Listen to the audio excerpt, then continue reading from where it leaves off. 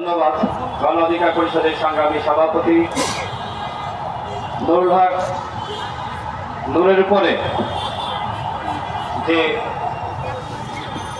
হামলা হয়েছে তার প্রতিবাদে আজকে তারা বিক্ষোভ সমাবেশের আয়োজন করেছে। সংগ্রামী সাথী বন্ধুগণ, গণ অভ্যুত্থানের পরে অন্তর্বর্তীকালীন সরকারের আমলে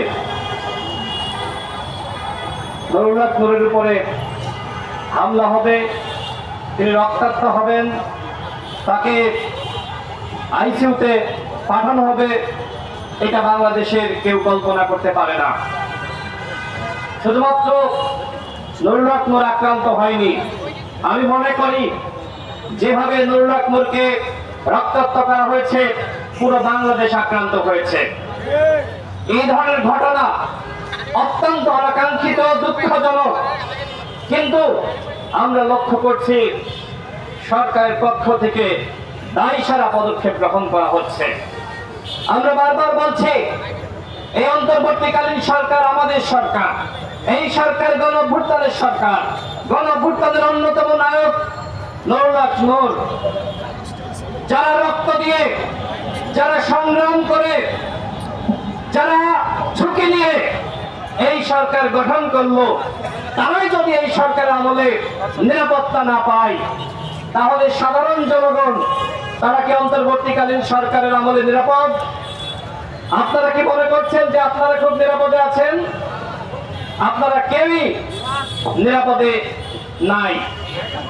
আমরা প্রত্যেকেই ঝুঁকির মধ্যে রয়েছি, আমরা প্রত্যেকেই অনিরাপত্তা বোধ করছি। আর এই জন্য যদি বাংলাদেশকে একটি নিরাপদ দেশ হিসেবে গঠন করতে হয়, আমাদের সকলকে এক এবং ঐক্যবদ্ধ থাকার কোনো বিকল্প নাই। গণ অভ্যুত্থানের পরে ফ্যাসিবাদ বিরোধী শক্তি যখন নানান ভাগে বিভক্ত হয়ে গেছে, যখন নানান দাবিতে বিভাজিত হয়ে পড়েছে, তখন তো এই ধরনের হামলার ঘটনা ঘটবেই। এইটা ছিল একটি টেস্ট কেস, দেখা যে কি হয়। এরপরে গণ অভ্যুত্থানের অন্য নেতাদের উপরে যারা হাসিনার পতন ঘটিয়েছে, এরপরে তাদের পালা সবেমাত্র শুরু হয়েছে। সবেমাত্র নুরুল হক নূরকে দিয়ে একটি টেস্ট কেস জাতির সামনে হাজির করা হয়েছে, কি হয়।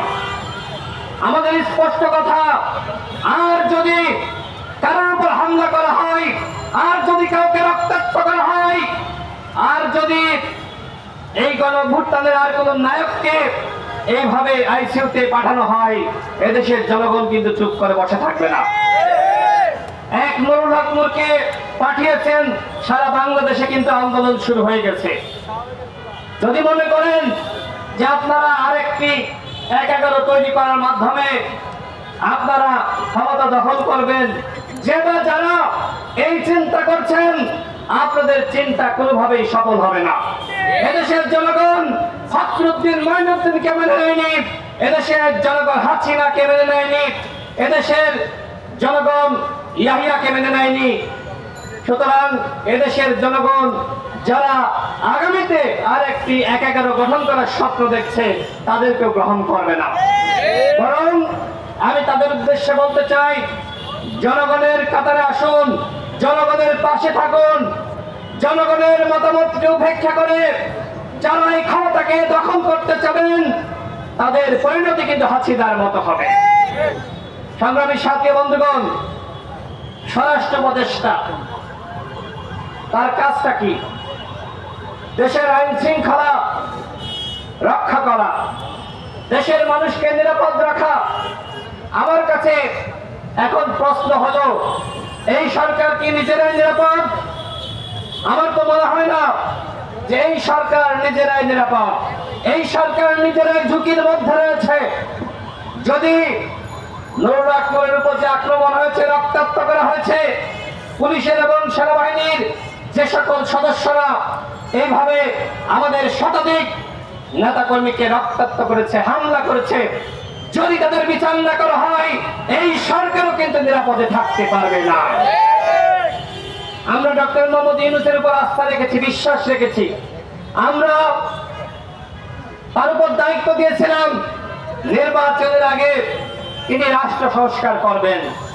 আজকে এখানে যারা বক্তব্য রেখেছে, বক্তব্য আপনারা শুনেছেন, কতটুকু সংস্কার হয়েছে? তিনি সংস্কার করতে পারেননি।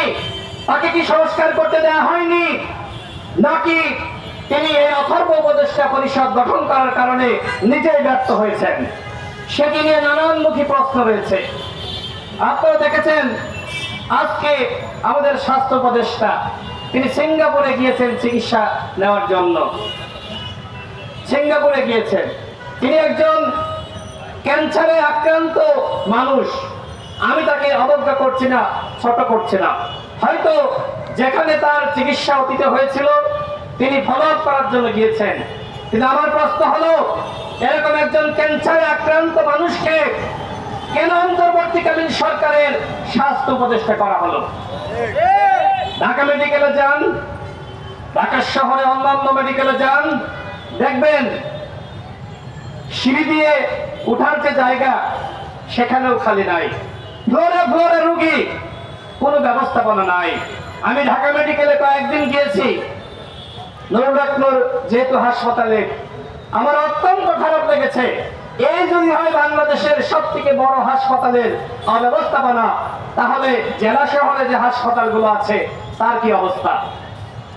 অন্তর্বর্তীকালীন সরকার যদি অন্তত চিকিৎসা খাত এবং স্বাস্থ্য খাতের আমূল পরিবর্তন করতে পারত, তাহলেও এই সরকারকে মানুষ ধন্যবাদ দিত। কিন্তু শিক্ষা খাতের কোনো পরিবর্তন হয় নাই।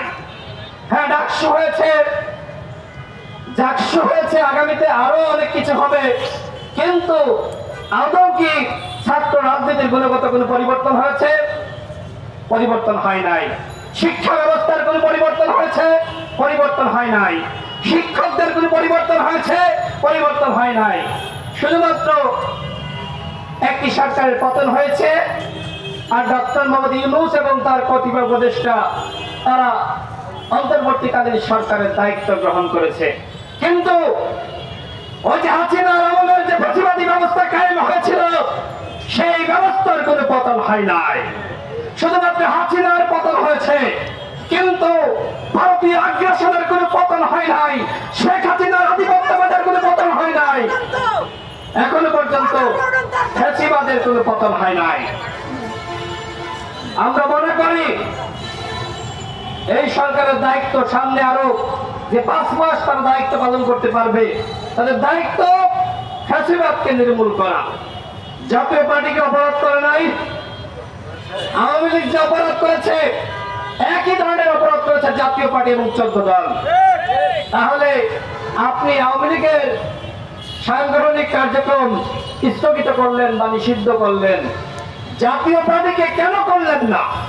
14 দলকে কেন করলেন না? কিছুদিন আগে আমরা শুনেছিলাম রিফাইন্ড আওয়ামী লীগ সামনে আনা হবে, জনগণ খায় নাই। এখন যদি কেউ মনে করে জাতীয় পার্টিকে সামনে রেখে তারা আওয়ামী লীগের পুনর্বাসন করবে, জনগণ খাবে না, কোনো সুযোগ নয়। ফাঁসিবাদের দোসররা এবং ফাঁসিবাদ এই বাংলার মাটিতে কোনো রাজনীতি করতে পারবে না, নির্বাচন করতে পারবে না, স্পষ্ট ঘোষণা। আমরা যারা গণ অভ্যুত্থানে অংশ নিয়েছি, আমরা কোন পরাজিত শক্তিকে, জনগণের শত্রুকে আমরা নির্বাচনে অংশগ্রহণের সুযোগ দিব না ইনশাআল্লাহ। আর এই জন্য দরকার আমাদের ভিতরে একতা। আমরা যে বিভাজিত হয়ে পড়েছি, এই বিভাজনের সুযোগে নানান জন নানান ধরনের চক্রান্ত করছে। আপনারা জেনে থাকবেন মাসুদ করিম ওরফে এনায়েত করিম মিন্টু রোডের সামনে থেকে গ্রেপ্তার হয়েছে। প্রথম আলোতে সংবাদ এসেছে, আর কোনো গণমাধ্যমে আসে নাই।